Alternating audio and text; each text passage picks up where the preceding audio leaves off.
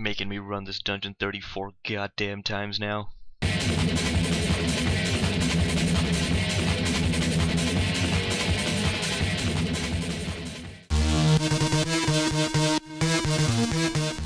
Hey there guys, welcome back to yet another Monster Squad video, and in this one I'm going to be showing you my strategy on clearing all the Robo Island dungeons.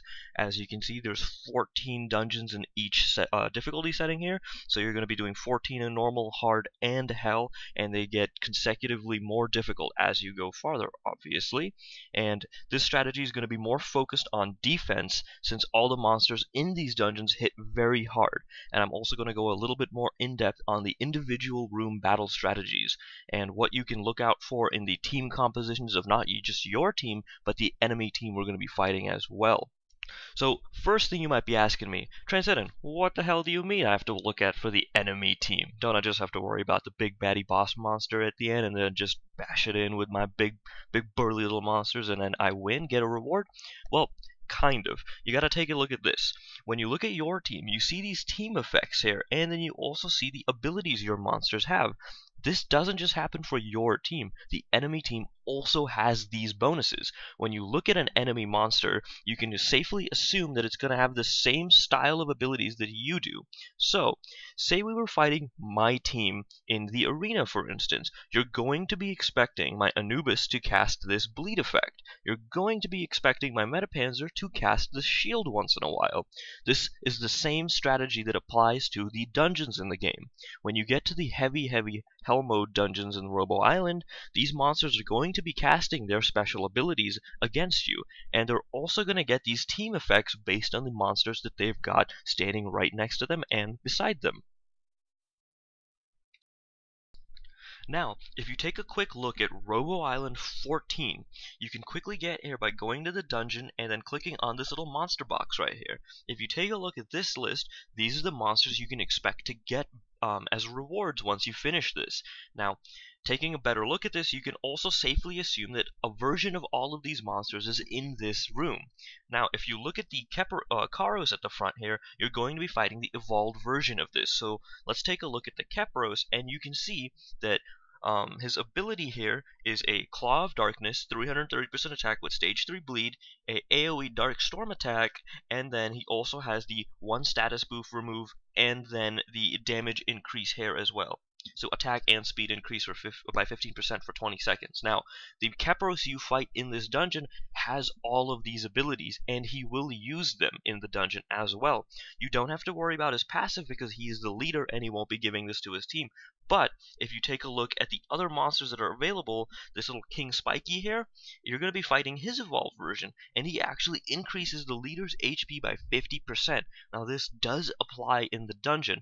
I'm not sure the exact numerics. Nexon doesn't tell us, what the scaling is for the enemies in the dungeons, but you can assume that his passive does increase the leader's HP by a certain amount. So, with this in mind, when you go in the dungeon and specifically target the King Spikies and kill them off first, it will actually make the leader monster weaker on the enemy team and make it much easier to kill. This is the strategy that I'm going to be focusing on when we're going to be getting in the hard and hell modes here. Now, since we do have a normal, hard, and hell version of this dungeon to worry about, I'm just going to build a team for a hell mode. Now, because it's hell, and this team is going to be designed to beat hell mode Robo 14, it'll safely work for normal and hard. The design team for this does take a while to beat the dungeons, but it does guarantee a victory. As you can see here, I have a 8 minutes 22 seconds victory right here on Robo 14, and if you actually go far back to Robo 11, it actually took me almost half an hour of Robo 11 to actually finish the dungeon. Now, this does revolve a little bit around the friend monsters you're available to take in. The better the friend monster, the better the run is going to go. As you can see, by the time I got to Robo 11, I pretty much had no good friend monsters left, and I just took in whatever I could, and it actually ended up taking me 25 minutes to beat it. I think, from what I can remember, my friend monster actually died, so it wasn't like I even took one in. So these teams I'm going to make for you will definitely work without a friend monster, but taking in a good friend with you will definitely solidify the timing you can get in this dungeon. Now, if you've seen any of my other videos, you know that I have a big problem with defensive teams. I basically use them for anything and everything in this game just because they guarantee a victory. They're meant to survive, they're very durable, and over time they will dish out enough damage to basically kill whatever you need to. It'll just take longer based on how strong what you're killing is. So, looking at that, we're just going to be using a standard defensive monster as a leader, a standard AoE attacker as one of the supports, and then a crippling support for the enemy team with a stun, and then a good passive supporting monster to make sure that our team doesn't end up dying over time. Taking a look at this, you definitely want to take in something that with a stage 2 or higher shield.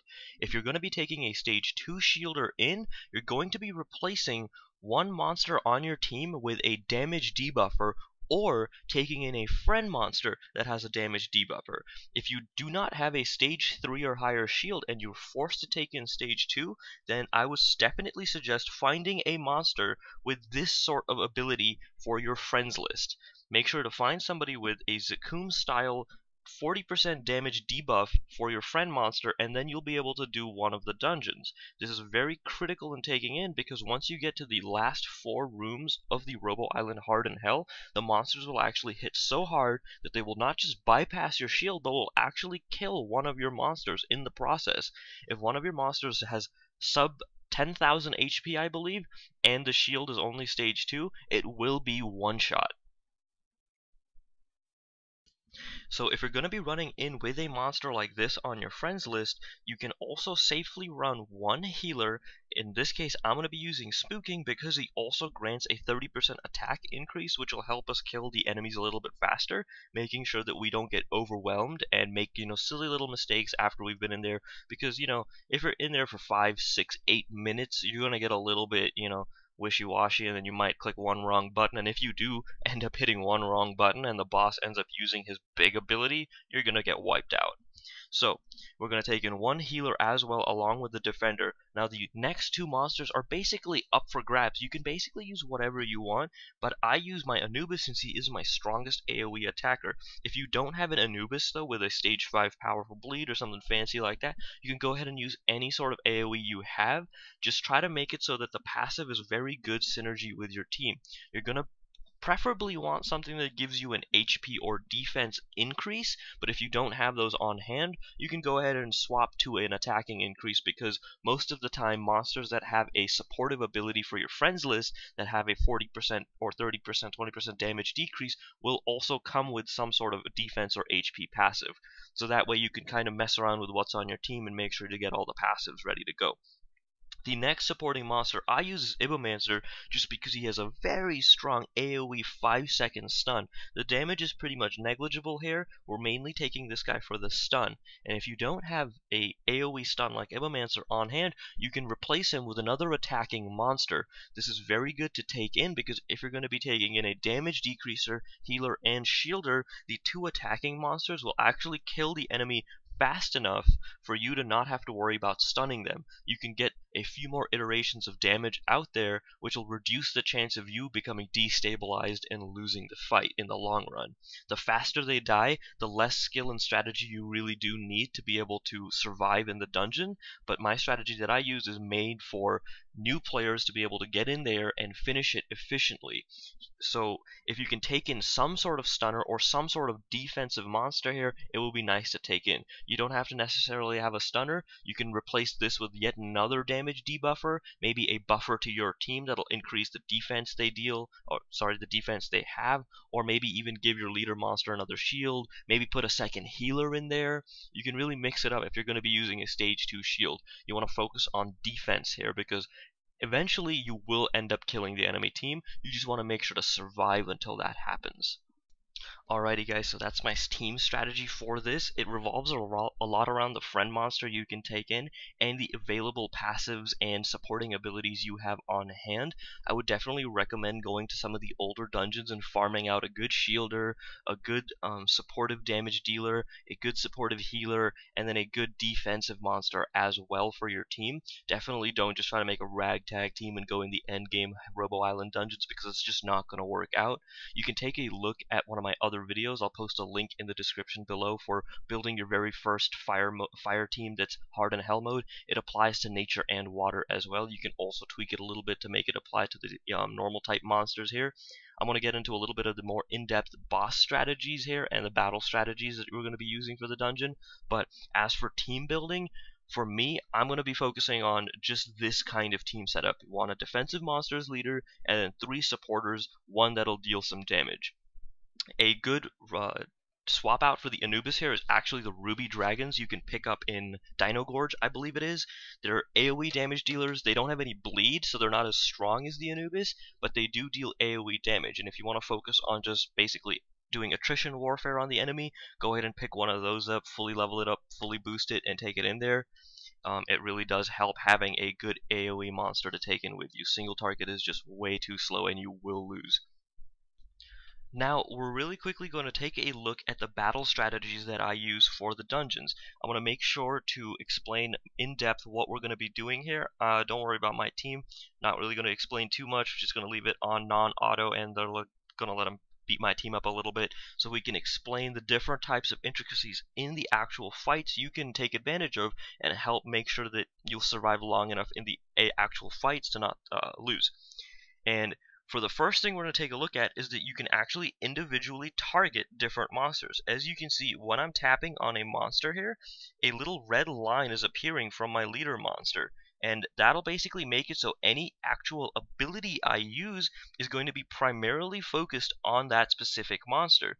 So if we take a look, I actually only have AoE style attackers on my team, so it's not going to apply too much for us, but if we do select one of these monsters, any single target ability we use is going to be focused on these guys.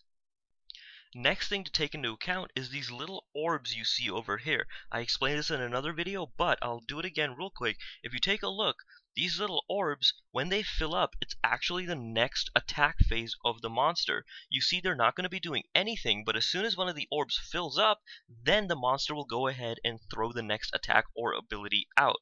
And the reason this is important is that these will pause whenever an action is appearing on the screen.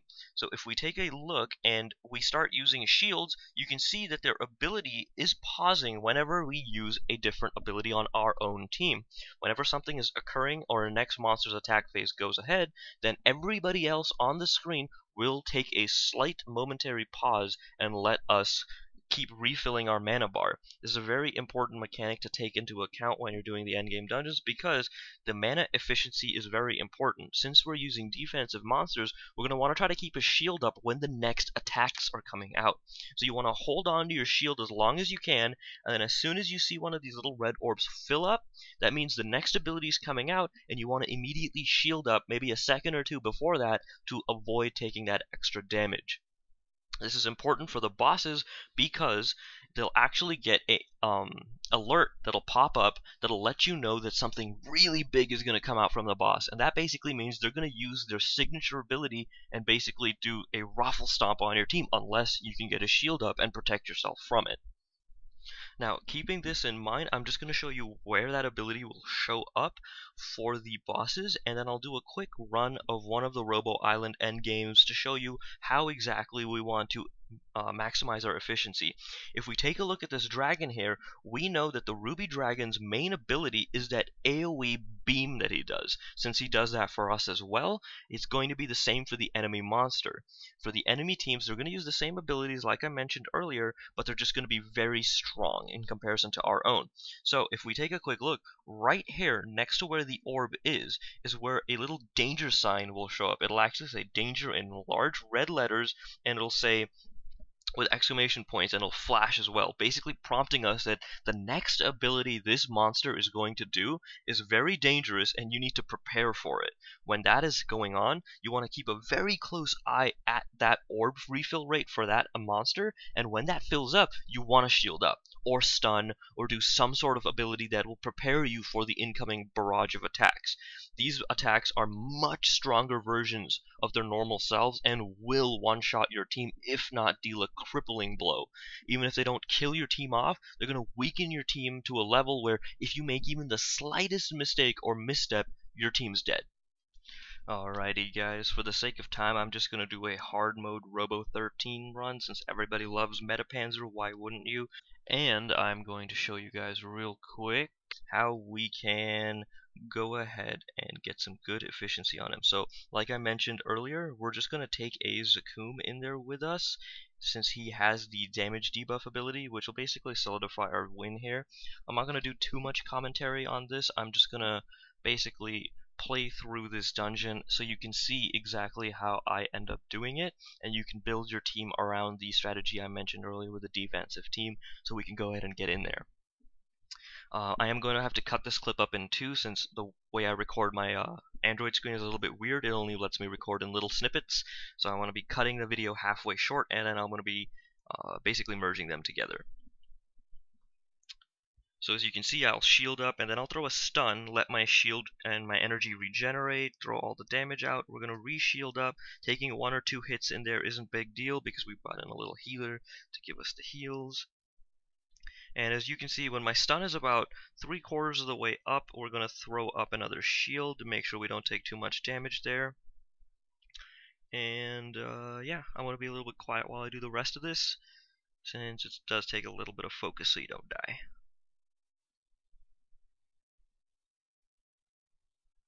Real quick, you see the center Jagbot here has a little air thing around him. That is a damage reflect ability. You can't really avoid that, but just keep in mind that when your monsters do attack that specific monster, it is going to deal damage to your team. It's basically reflecting 50% of the damage you deal outwards, I believe.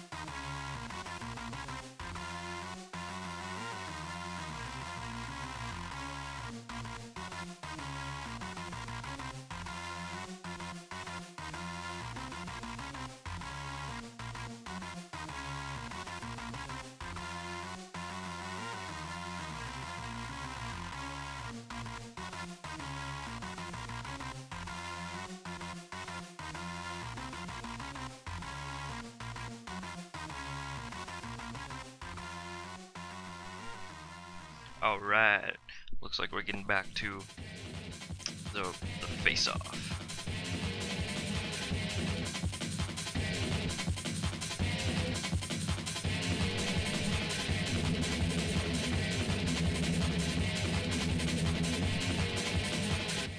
Now, I'm not being 100% efficient with my ability uses. I'm kind of not paying too much attention. That's my bad, guys. You usually want to be using the heal first because it buffs your damage output, and then you want to use your attacking abilities to maximize your damage output.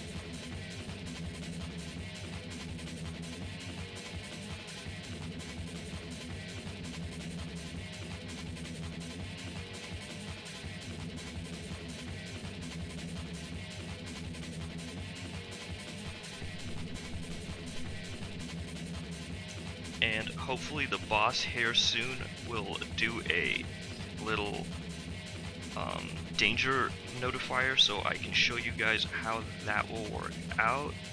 We're actually getting a little dangerously low here.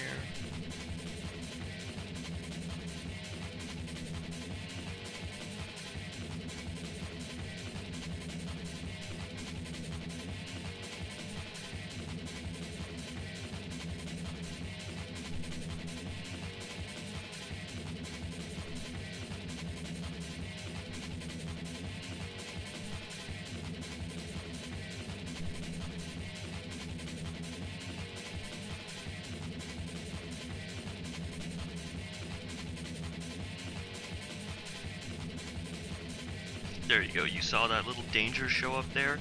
It kind of went by quickly, but you want to keep an eye on that. Now we know the next ability he's going to do is very strong, so we're going to delay it, make sure all of our debuffs are on the boss, and we're going to shield up right before he can do it.